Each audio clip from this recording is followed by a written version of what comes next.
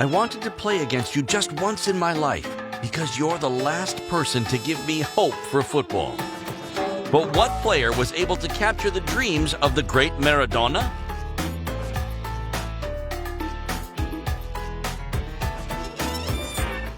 January 6th, 2001. The great Diego Maradona didn't know it yet, but he just absolutely made the day of one of the greatest football champions football has ever known.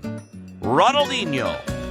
Young Ronaldo de Assis Moreira was a massive fan of the Argentinian player and could hardly sit still.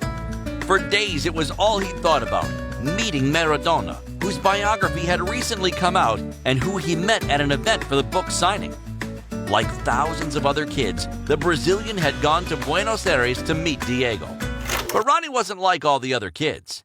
At just 20 years old, he was already being heralded as the new and rising star of Brazilian football. So when Diego learned that Ronaldinho was coming to see him, he acted accordingly. He contacted his agent to set up a 6-on-6 match in a park in Buenos Aires. The poor kid was almost falling over himself the entire game.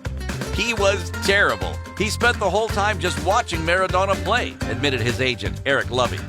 But none of that really mattered, because what happened after the match was one of the greatest moments in Ronnie's life. As Ronnie stood there starstruck, Maradona handed him his biography with a special dedication and said these incredible words. "I wanted to play against you just once in my life because you're the last person to give me hope for football." Those present that day claimed that Ronaldinho even cried. The 20-year-old kid was overcome by emotion, and for good reason. He'd worked hard to get where he was. Ronaldinho was born on March 21st, 1980 in Porto Alegre and practiced football primarily in his family's living room. How? By dribbling nutmegs around his dog and juggling over chairs, all under the admiring watch of his brother. Ronaldinho's father, unfortunately, wasn't there to witness his son's talent.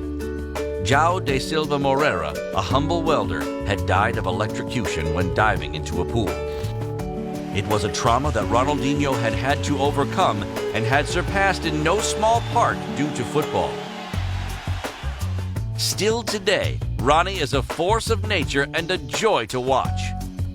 His smile will remain etched in fans' memories forever.